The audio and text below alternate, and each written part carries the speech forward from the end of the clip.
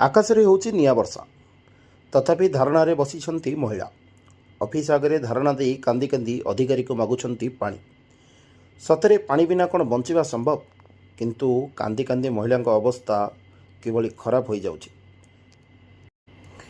ବିଭାଗର ଏସ୍ଡିଓ ଘଟଣାସ୍ଥଳରେ ପହଞ୍ଚି ମହିଳାଙ୍କୁ ବୁଝାସୁଝା କରିଥିଲେ, କିନ୍ତୁ ମହିଳାମାନେ ନିଜ ନିଜର ଅଟଳ ରହିଲେ।